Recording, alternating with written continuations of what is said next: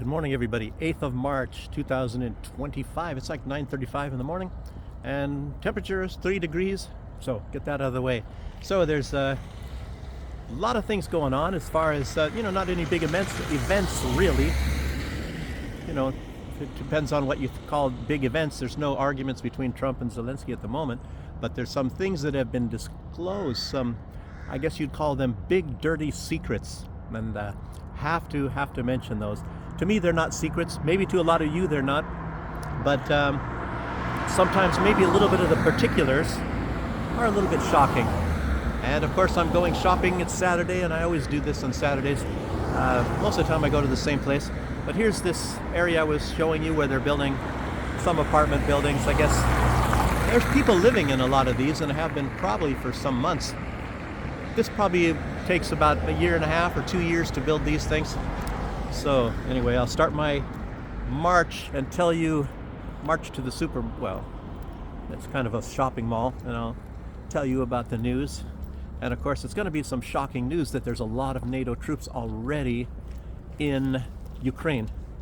It's not like big, huge battalions or something, but company size. And of course, there has been for quite some time. And I had exposed a few times. They have 101st Airborne units there, probably platoons. Maybe they still do. I don't know. Maybe things are different with Trump. I don't know, but I'm sure they were still there during the Biden time. I don't know if Trump has got around. Maybe they're not even telling Trump that they're there. You get a lot of CIA sort of deals and wonder who in the heck is actually running the show.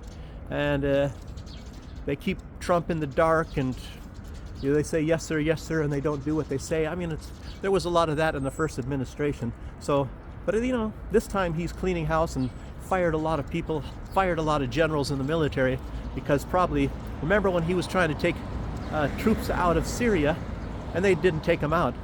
He said, we're taking them out. He ordered them to take them out, and they didn't take them out. Matter of fact, they're still there.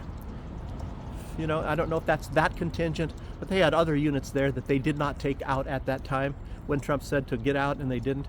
So the military were, it was like, what do you call that? A mutiny. So let's keep going here.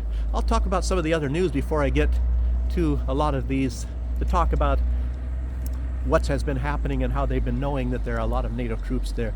It's very shocking, but I'll get to that towards the end here. Elon Musk was on Joe Rogan, and he's talking about the finance situation as usual. And he's very, very, very, very shocked, of course, like that. He said he knew about a lot of this, but, to this extent, he wasn't sure. And I was already saying, and it was very obvious, because remember when Donald Trump was mentioning on September 10th, 2001, the day before 9/11 happened, that they just lost, $4 trillion with a T, trillion dollars. So that there's a lot of money disappearing in the Department of Defense. And everybody's known that long before even Donald Rumsfeld was even in there. There's just a lot of waste and a lot of corruption. It's corruption. It's nothing. There's so much corruption. It's incredible. It's I don't know, and nobody really knows where all this money goes. Some people, you see people living high on the hog all over, and they tell you about some job that they do or something in the government, and you wonder, well, how in the heck did you get such a nice apartment, expensive car, and all that? Well, that kind of answers everything for you. So anyway, he's talking with Joe Rogan. Joe Rogan had his mouth open, very silent half the time, not believing what the heck was going on here. Musk doesn't even believe a lot of this stuff. So what are some of the numbers? He said there was one Department of Defense where 12, get this, and I was telling you that it will be in the trillions, and everybody was talking about these billions and stuff, and I said it's going to be in the trillions when he gets around to the Department of Defense. He hasn't really got entirely into the Department of Defense now, and this does not mean that they're saving this money when he finds it, because this money is already gone. So listen to this. He said there was a time, Elon Musk, that they found that they had allocated $12 trillion dollars, and Joe Rogan couldn't believe this either. $12 trillion to build submarines. And guess what? No submarines were built. And where's the money? We don't know. They don't. So the money disappeared. $12 trillion, and it's just sunk. What the heck happened to that money? You know, 12 trillion. Now, can you imagine? How can you hide the effects of what $12 trillion would do? You know, even if you sent it out to 10,000 people, you would see a huge, you know, I mean, they would be buying Maseratis and all sorts. 12 trillion that's nothing to sneeze at. That's unimaginable for any thinking human being. That kind of money, you can't even count that much. You can have 100 people in a room, and their whole lifetime they couldn't count to 12 trillion. Gosh dang. So yeah, no submarines, and the money's gone. Wow. Okay, Poland, that's kind of big news. They're preparing for mandatory service of all male adults to go into the military. And back when I was talking before, they had a military. It wasn't really so great. You know, if you go back maybe 5 years, I think they had 60 or 70,000. At the same time, Belarus had about the same amount of people. And then they started into a big militarization program, you know. You know, these people, it's like, well, Belarus is going to attack us. Well, the truth of the matter is, and I've been saying this, they're very, very expansionist. And it's not a secret that Poland wants to take Western Ukraine. And everybody talks about that, even in the West and Russia and everything. They want all the way up to Lvov. You know, to a large extent, they consider that as their territory. And, you know, Lvov, that's where Stefan Bandera, the one that, you know, they even talk, that's the only thing they talk about is that they killed, 60,000 Poles or something like that. And I said yesterday that they killed far more Belarusians. I mean, that's nothing but child's play compared to how many Belarusians the Banderites and the Nazis killed of Belarusian people. You know, these Ukrainians. So, and I mean, I'm sure it's into the millions. You know, and Belarus only had probably at the maximum 10 million, and 30% of their population was gone. So, and they say no family that exists in Belarus that did not lose somebody. I mean, their family was in Belarus at that time that did not lose somebody in World War II. So, and that's one reason why I think Lukashenko, when you know, and Elon Musk, he probably didn't mean anything, but when he was given some speech at Trump, I think when Trump became president, he stuck his arm up in the air, and everybody was saying Nazi salute, and Lukashenko didn't like that at all. But I don't think Elon Musk was meaning anything like that. So anyway, but I think he's talking positively about Elon Musk lately, Lukashenko. So he's a rational guy. So don't worry about that. So all males, and the size of the military. You know, I had heard that it was 125,000 or 27,000, but now they're saying it was recently, or still is at the moment, maybe 200,000. They have 200,000 troops, and that they want to increase it up to 500,000, 500,000 troops. And you know, Belarus, the size of the military in Belarus before the special military operation was at maximum maybe 60,000, and it's not even at 70,000 now. I think they did increase slightly, but not too much. But instead, Russia had sent, and I don't know if the number had changed or not, but they sent like 30,000 troops, most of them all in the south, but some in the center, which I've seen with my own eyes. But and then of course probably, well, definitely, at least, maybe even just temporarily, they had some over on the west.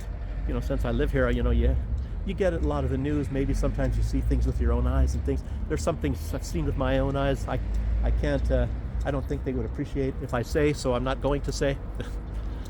So even if it's past. Okay. So, yeah, and they say, what is it? Ukraine, I was not sure what the numbers are now, but apparently their number is of troops is 800,000. And before, Russia had far, far less.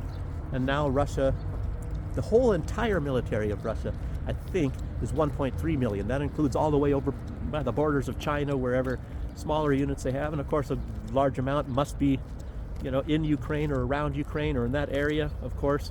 But anyway, when Poland increases theirs the two of them combined will equal how much Russia has. But you can't forget that there's the United States and Germany and other NATO countries. They have quite a bit also, but they're in the Baltic states and in Poland and Romania and, well, I'll get to Ukraine in a minute. So 2 videos ago, I talked about, maybe that was the last one? I don't know. Anyway, about Macron. No, it's 2 videos ago. Macron, and they're calling him Napoleon now. And, he was saying that I called this immediately. And now a lot of people, other analysts are talking about this, but luckily I said it on that day, that it's a ridiculous figure that Macron said that Russia is using 40% of their GDP to finance this military operation or whatever. It's like, what the heck? Their whole economy would basically collapse if they had 40% of it using for this sort of a deal here. So, and I was projecting, I don't know, what did I say, 10% or 11? Because I had heard that, and maybe it was at that one time. But apparently some French professor, his name is Jacques Sapir, and he was saying that Russia, whoa, anyway, jogger. Anyway, he was saying that it's 17%. And he was saying a maximum of 17%. Then they have these kind of figures thrown out. But then again, he's in France. How does he know? I don't know what he's going by. And so that's all questionable. But it might be 17. It might even be up to 20. But 40 is absolutely incredibly ridiculous. And you have to ask yourself, if you get some joker, some leaders, these Western friggin' liars, I don't know, you should call them liars and not leaders, like Ursula von der Leyen. I mean, these people, they just come up with this crap, and when you find out that they definitely, undeniably are lying to you, these people are supposed to be better informed than all the rest of us, and they come up with this crap that anybody that's brain is even switched in the on position, know these guys are lying. These all of them. It's like, what? And I was sitting there thinking, well, what? If you have a politician that ever admits, that they didn't do something right, or that they, what was I saying, that they were wrong about something. So a politician that says that they're wrong about something, they can basically hang it up, because then nobody will vote for them, so to speak. I was wrong about this. It's like admitting failure. And we look at politicians, and I remember one politician I knew, he was a leader of an opposition in one country, and he was telling me, and he said also publicly, he said that if you, that people expect these leaders to be gods, that they're infallible, and he even used the word worship. He said, talking about various politicians and how people vote and all that, it says, well, I guess it depends on which one you worship. So, he was right about that. Unfortunately, I think this guy, he's, I knew another opposition politician, and we didn't talk about that, but anyway, he was an economics guy. He was, as a matter of fact, this is going to be quite impressive. He was the economic advisor to Lee Kuan Yew during the time when Singapore became the most financially successful country on earth. And this guy was the financial advisor of Lee Kuan Yew. His name is Ivan O'Neill. If you want to look up Ivan O'Neill, anyway, if that makes you curious. I don't even know if he's hardly mentioned. That was days, long time ago, maybe in the 1960s. So he died I think maybe 2 years ago. So what else now? Moving on. It's hard to do everything with like one hand, holding up a selfie stick. Well, anyway, just about this Macron thing. Macron, these just friggin' liars. They have no evidence, they have no facts, nothing. They just come up, and you're supposed to think, oh, yeah, that's true. Even Trump, he exaggerates, obviously. Trump, I don't think he's coming out and purposefully lying and things, but maybe his facts are also a little bit wrong, but his sentiments are far more accurate, and he has goals he wants to achieve. And anyway, just Trump is a lot more more believable and more, and his sentiments are in the right place. So let's just leave it at that. Yes, indeed. So, but the thing I'm just trying to say is, if these guys, they come out, if they make one mistake in saying they did something wrong, then we won't vote for them anymore.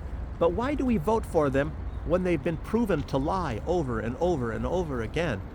To me, it's more honorable to admit you made a mistake, but then nobody will vote for you. But then when you go out and lie to them, which is dishonorable, we will still vote for them. Just strange thing about us humans. So now that Trump, this is actually really breaking news. I don't know about you guys, what time it was when this was happening, what time it was in the United States. Maybe you guys already knew about this, but Trump had funneled billions of dollars now again of weapons to Israel, and Israel already had huge sums. They have so many bombs and billions of dollars worth of bombs and weapons in Israel, and their enemies are mostly civilian peoples. Hamas isn't even really a regular army, but and you would think that with these billions and billions and all of the fighter jets that they could easily vanquish Hamas or whatever. And maybe the fact of the matter is they don't, because the actual war is against the people. It's against the people of Palestine. It's against all these peoples, Arabic types of peoples in the Middle East. But they didn't bomb Gaza. They bombed last night. They bombed, night their time, obviously. They bombed the crap out of Lebanon. And they had reported at that time, when I saw this, 25 big bombing raids, and there's supposed to be a ceasefire between Lebanon. And of course, Israel has in minor ways been violating that the entire time, and I think Hezbollah has responded, and this is all in southern Lebanon, by the way, but a lot of massive bombing. So it looks like the ceasefire is over, if there ever was one. And yeah. Also, not even related to that, but related to the fact, and we saw at some point in time when there was some announcement between Trump and Netanyahu that they were letting all these aids, lots of aid trucks going into Gaza. Well, apparently they did that for PR purposes, and then they stopped it immediately. And then the siege is on again. They're not letting any aid trucks get into Gaza, maybe for quite some time. And the Houthi, Abdul Malik al-Houthi, the leader of the Houthis, he said that Israel has 4 days to lift the blockade, and if they do not, then the Houthis will again start to attack shipping. Israeli shipping and things in the... But, Israel probably got a lot of stuff in, including lots of bombs from the United States, obviously, because Donald Trump said that. And, yeah, but anyway, there's probably still some on the way. Wow. So that's going to be... Just keep continuing.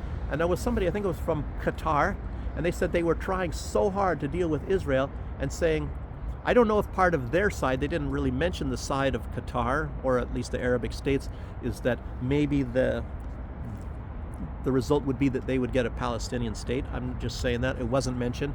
But they said they were giving all these huge concessions to Israel, doing everything Israel wanted, and Israel rejected it every single time. So it's obvious they just want to take over that land. It's Eretz Israel, greater Israel, and kick everybody, well, most of them that are of Arabic descent off of that land. The only ones they'll let stay there, of course, are those that are going to be subjected to drinking out of different drinking fountains, sitting in the back of the bus, and being housekeepers, not getting any good jobs, not having any real government positions, anything like that. So they're going to be like probably worse than second-class citizens, and in a lot of ways like slaves or something. It's sort of like what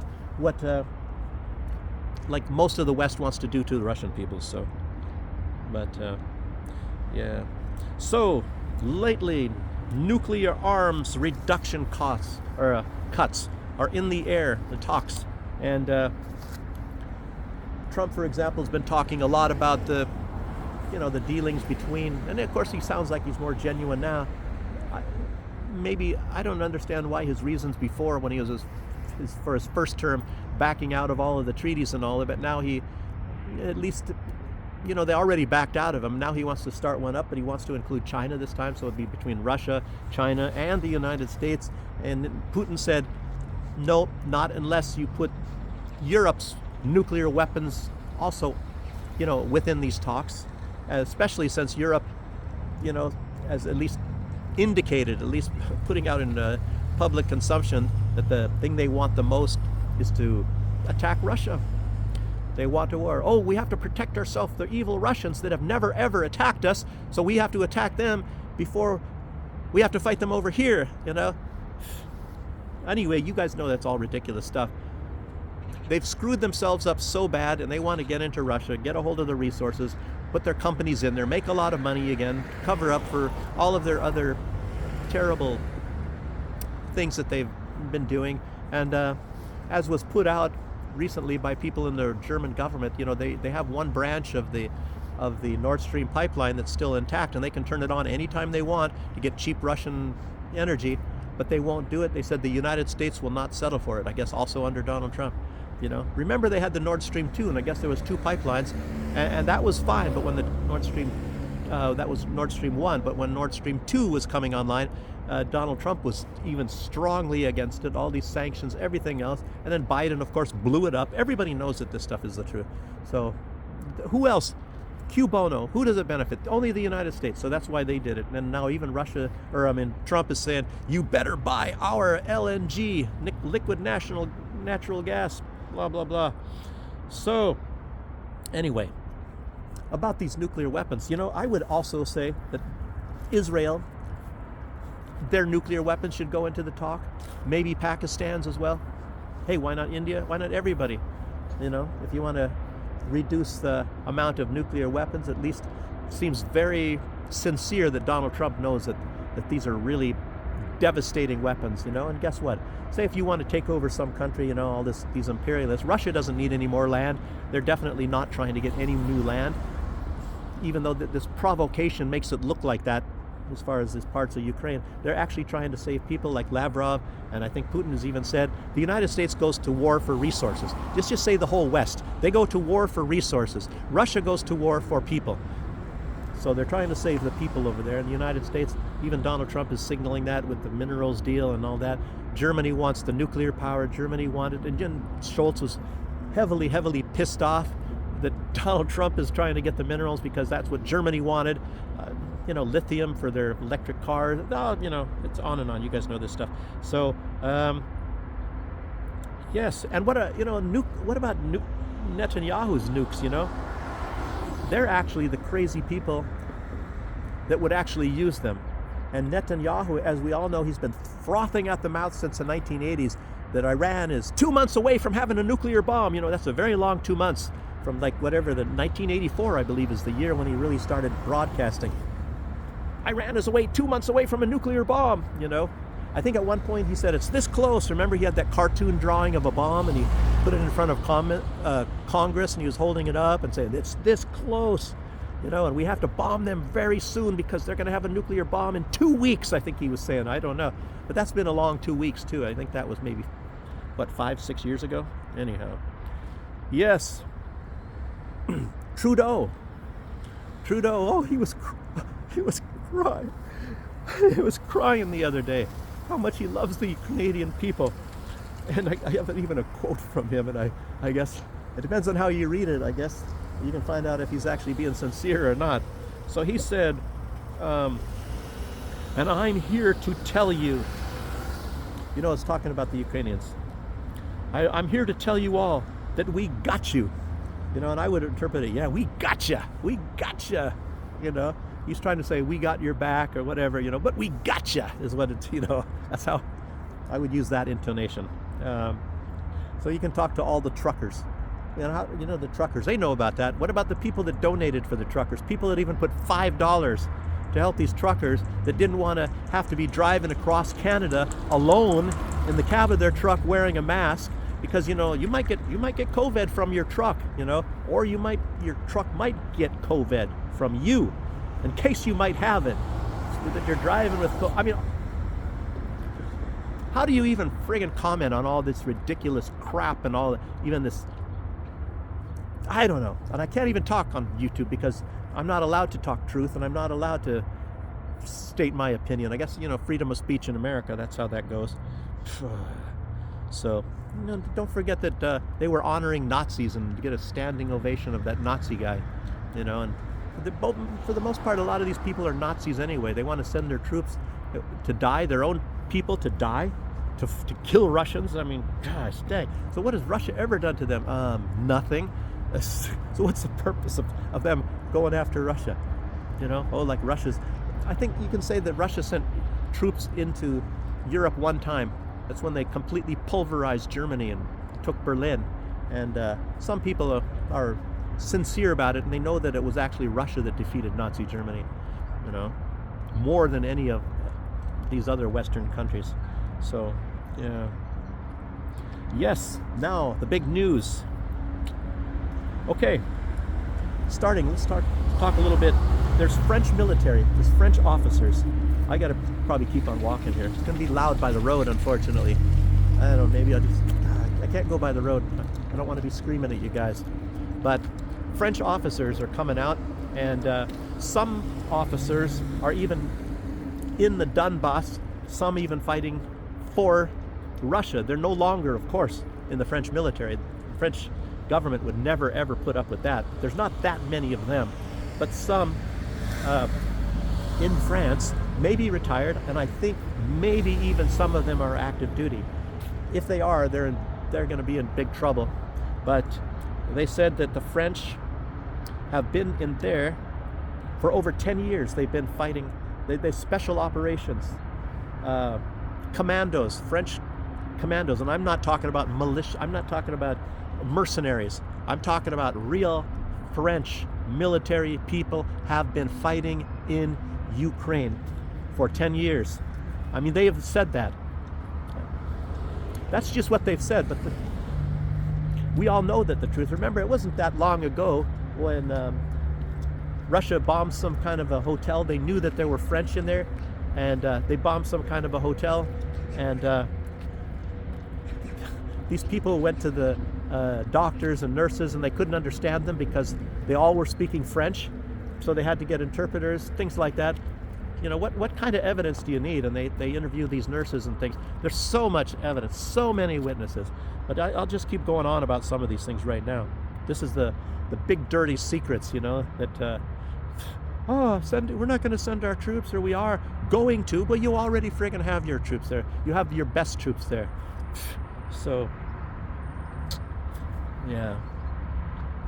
But anyway, they've been there for more than 10 years, since 2014.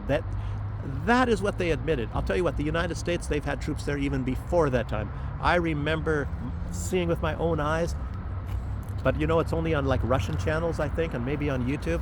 And they have like reporters, Ukrainian reporters on the streets, and seeing these people when all this stuff was going on at the very beginning, and they go up to some soldiers, and the soldier says, "Get that thing out of my face."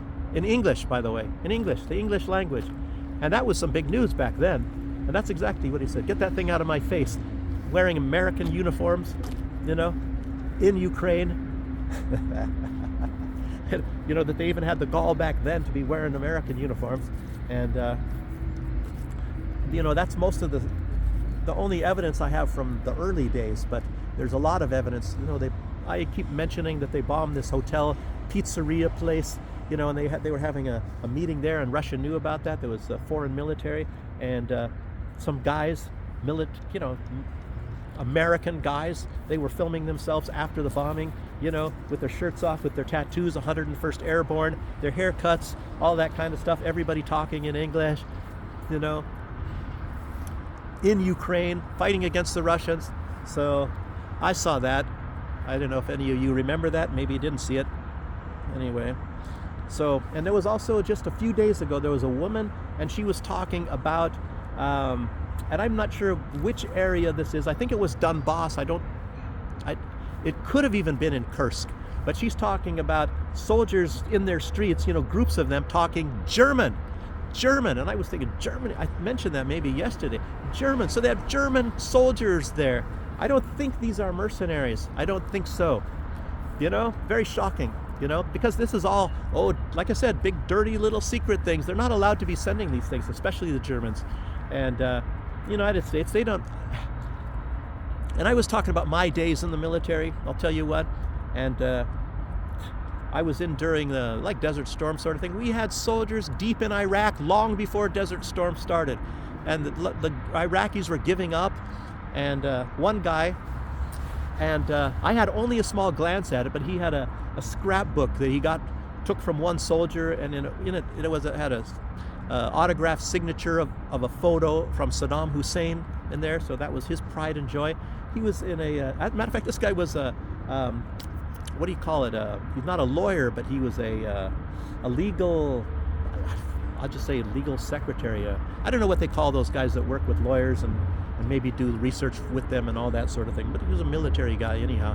And why would he be going there? But anyway, he was with these crews, and it was an 8th Infantry Division at the time, but he was with them going into Iraq. I didn't go. I had some of my soldiers, obviously some in my unit. That was one of them, and another guy I was working very close with before that, and he went there. And he was telling about a lot of the stuff, them burying and dumping and burning lots of, hundreds of millions of dollars worth of American equipment when they're pulling out. I guess it's cheaper to destroy the stuff than to ship it out. Very strange. Okay. But any of you guys have heard that as well.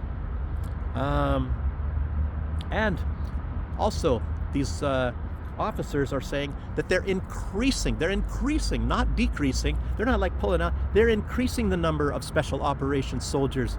In the case of the French ones, anyway. That's what this French guy said. Okay. Well, anyway, that was mostly. I have a little bit about the British. I'll get into that in a minute. But I was doing this stuff chronologically, so I'll get to the British in a minute. They're soldiers in Ukraine. But I saw this not a little bit unrelated about Tucker Carlson, and this is about the Middle East though. He put up a tweet. And it was about Assad. Some of these things I've been saying for quite a long time.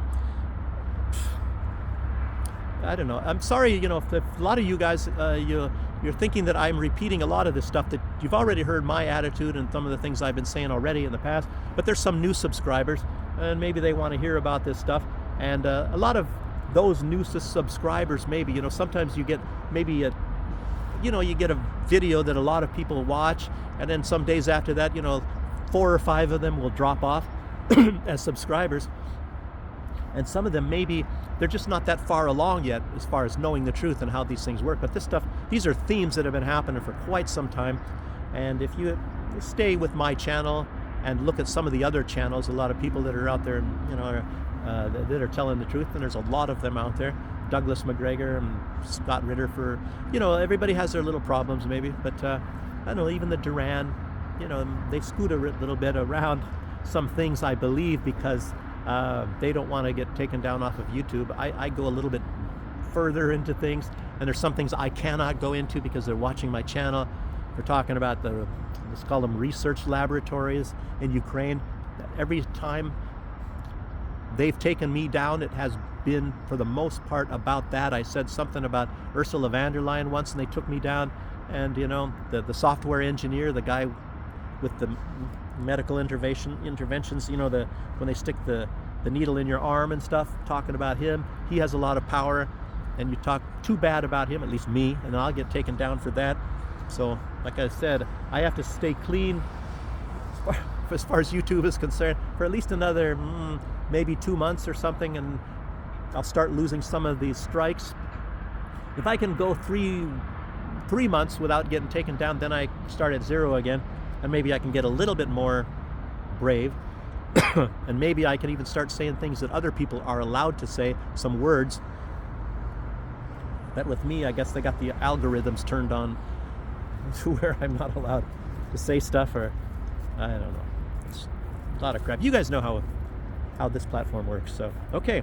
So Tucker Carlson, and he was mostly talking about another thing I had talked about long before I even had a channel. When I was living in the Caribbean, and I talked to somebody that has a podcast, and I even called in, and the guy's wife is a heavy-duty Christian type lady, very nice lady, and I called in and I asked a question, and they're not far enough along to understand what I was actually saying. I was saying that Christians are under attack, and it's like a lot of this hostility is against Christians.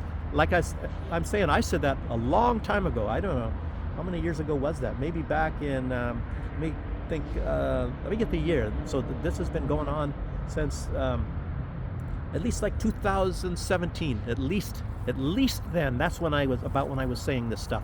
So I was noticing this because it's just way too many things. You see a lot of these incidences, and then it develops a trend. And let me tell you what I was even talking about then, because I noticed that ISIS, and a lot of people knew that was a U.S. proxy army in Syria, created by the United States, just as Al-Qaeda was, and Hillary Clinton admitted that's a proxy military for the United States.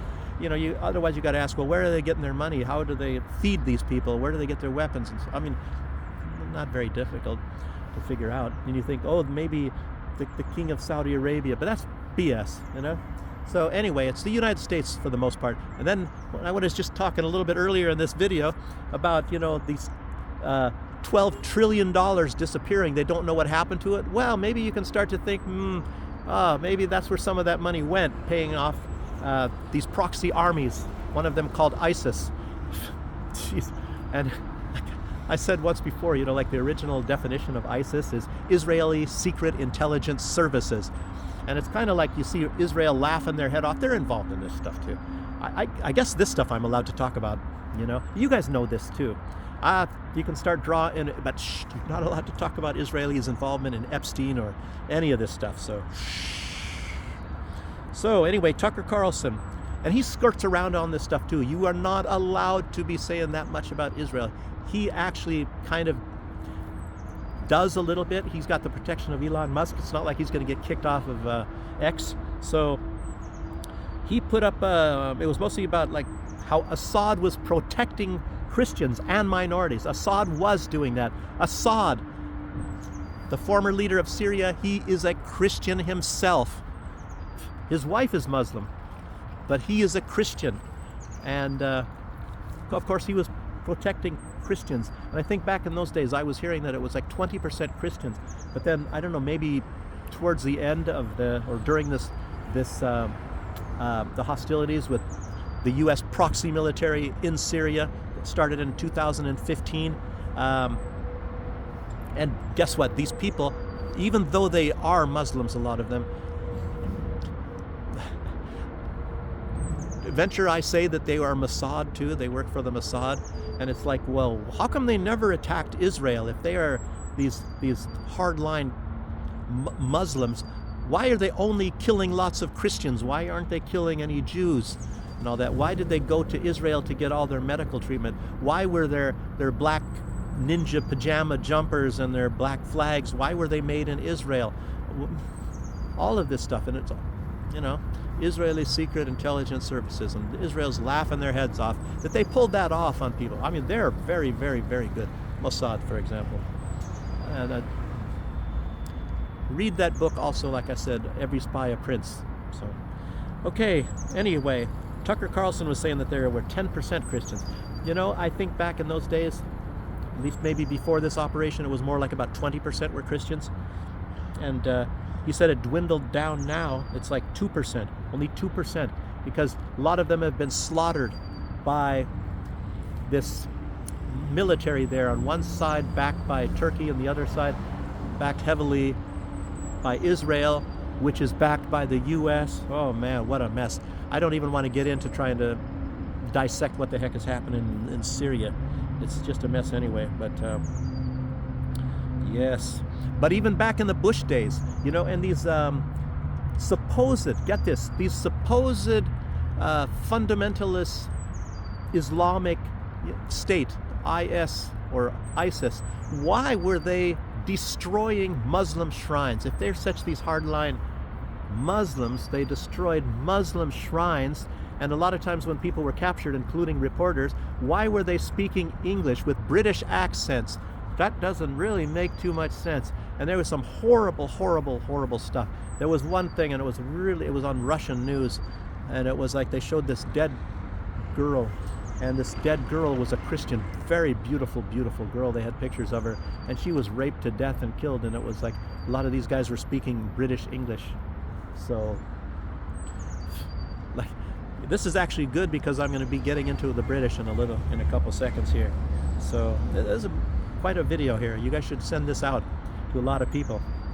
Okay, anyway, this trend was even going during the Obama times. That's when I called in into this podcast and I said, it's a very strange trend. Why are they attacking Christians, particularly Orthodox Christians? Why are those some of the main targets, the people that they're trying to kill? And I was back then, and now Tucker Carlson just now put out a tweet about why, they're killing Christians. And it seems like that is a major goal, is to kill Christians, eliminate and kill Christians. Why did Ukraine attack these Orthodox Christians in Ukraine? Why did they set up their own so-called Christian church? Mike Pompeo was even helping with that. It was CIA. He was CIA then. So this is the CIA created fake church by the Ukrainians. And of course, it might be because the Russians are, including Putin, the Russian peoples and their society are very much Christians, and they are Christians to the point that they have tremendous sympathy even for Muslims, because they don't tell you this in America, but the Muslims and the Christians are very tight brothers. The Muslims agree they believe in Jesus, and some people will drop their subscription now, because I will tell them that Muhammad, their prophet of the Muslims, said the greatest being that ever walked the earth was Jesus. And a lot of Christians are heavily indoctrinated in the United States to the point they will never accept any kind of a statement like that. So, but you have to be open-minded a lot. Anybody listening to this, if you're Christian, not Christian, doesn't matter to me.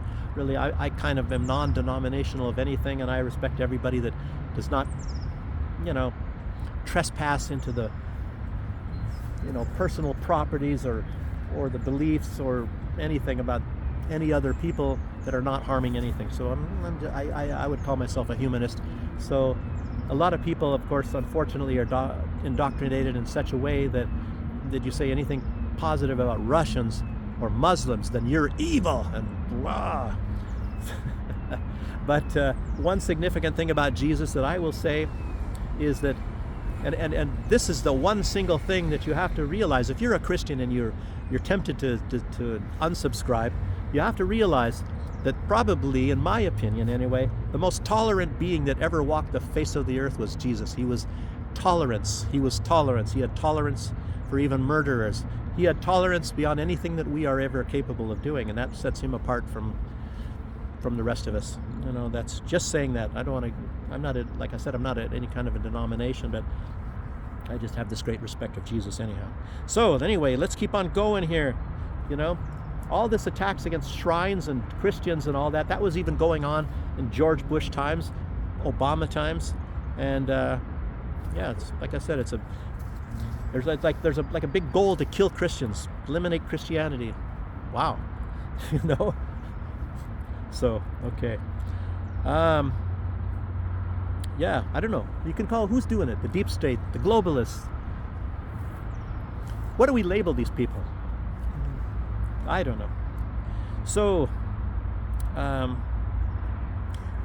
I'm saying like that a lot of this is maybe they're related to the Hate Russia Club, and I don't call them Russophobes, because a phobe is a fear of something. So it's not that they necessarily fear Russia. So if they fear Russia, then why do they want to attack Russia and get a bunch of people killed there? It's a hate Russia. It's hate Russia. It's the Hate Russia Club. That's why I call it the Hate Russia Club, and not a phobia. Oh, I'm afraid of Russians. Run the other direction. It's not a phobia. It's a hatred.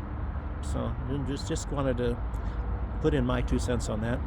And but I'm glad Tucker is at least noticing this.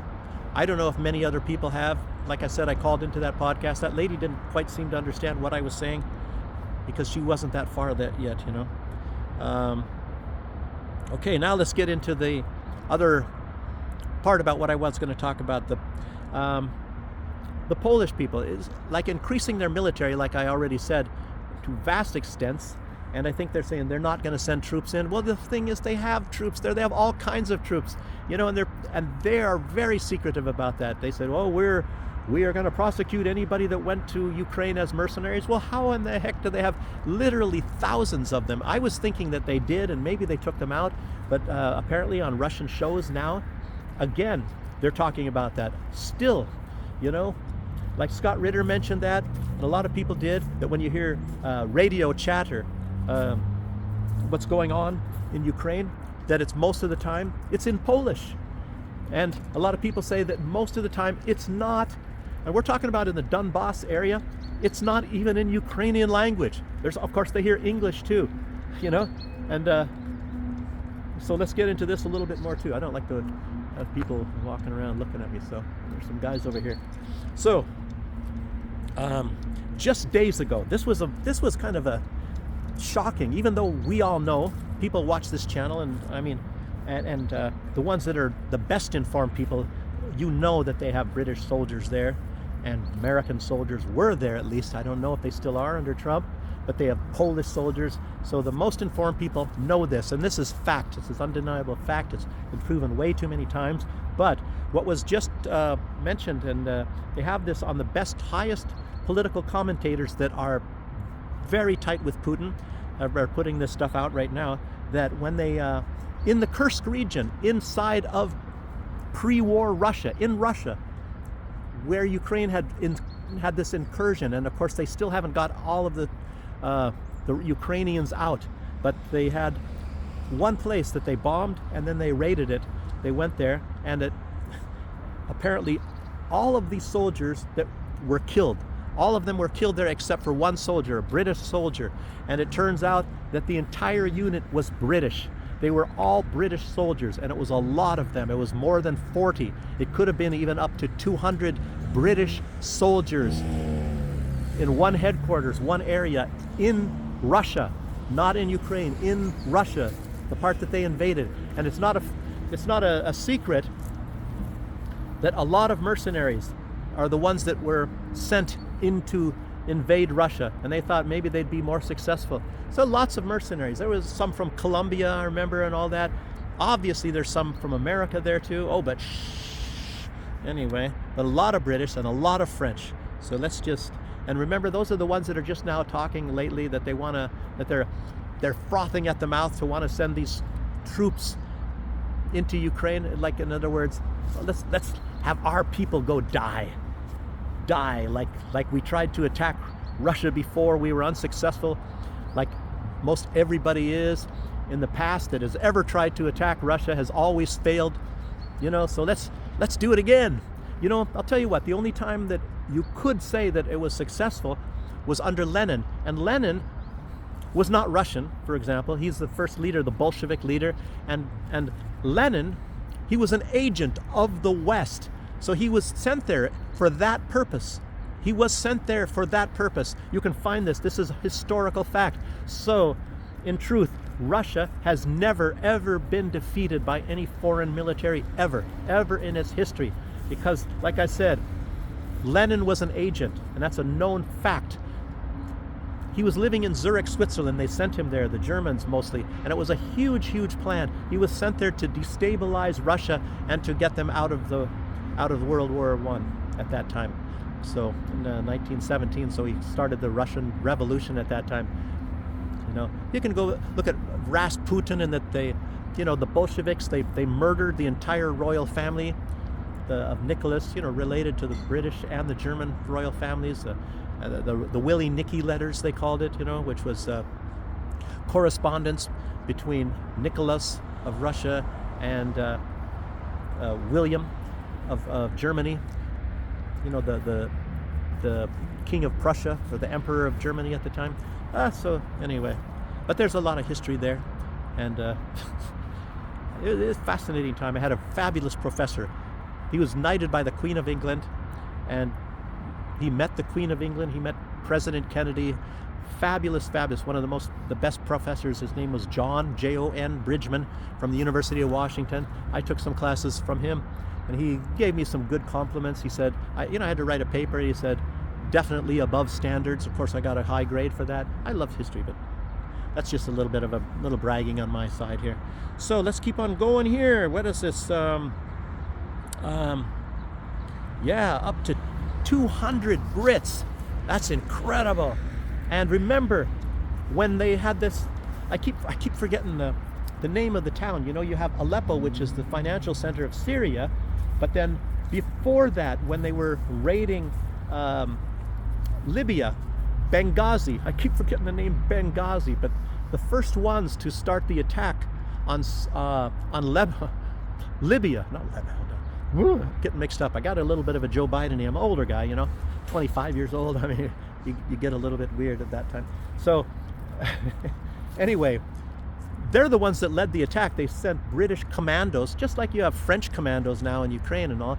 And you have certain peoples. We had 8th Infantry. I guess we went into Iraq. That was my unit. Was part of that as well. I wasn't there. I'll admit again. Don't try to say I'm some big war hero or crap like that. But anyway, I can brag. I got a lot of things to brag about. I'll do that at some point in time when I get my bookshelf in. I can get into some of the boxes, and I'll even show you on camera, that I got like autographed photos from the chairman of the Joint Chiefs of Staff, the highest military person in the United States Army, and the third highest general. You get medals and awards and stuff. I'll show them to you at some point in time, so you don't think I'm some little joker or something, some guy that just gets off the street and starts telling you a bunch of crap and has no experience. But no, but they attacked Benghazi, and of course that started the destabilization. And remember Hillary Clinton, and then the shuffling all the weapons from Gaddafi's weapons to Syria, and then they started the stuff in Syria. Oh boy, what a friggin' mess. Anyway, that's about all I have to say. The British are involved normally always with the United States, and that's why Starmer is still on his knees and doing a circus seal also on Donald Trump, trying to get the United States involved and more into Ukraine and start shedding some more blood and killing some more people so that they can plunder the resources, Anyway, that's about it. So it's almost an hour long, and again, another rant. I think this is probably a good video, and you guys make sure you press the like button, of course. I should say to do it as soon as possible, and then I think what they do is they will send this video out to more people, even though YouTube definitely suppresses my videos big time. They do it to other people as well. So in any case, some people, they do it worse than they do to me. I don't know. I have some of you subscribers came over from Mike Jones maybe a year ago. He helped me out a lot. I want to meet Mike Jones. I might be going to the Donbass in about 2 months, and I don't know if I'll run into him. I hope so. If anybody is still in contact with him, or you watch his channel, send this video to Mike Jones. A big shout out to Mike Jones. Hey, it'd be great if he writes a message on my videos or something like that. I really want to meet him. And well, anyway, thanks for viewing, and yeah, leave a comment. And well, like I said, it's therapy to me to be getting this stuff off my chest. I'm so pissed off at what the heck happens in the world. And yeah, so thanks for joining, and I'll see you on the next one. Bye bye.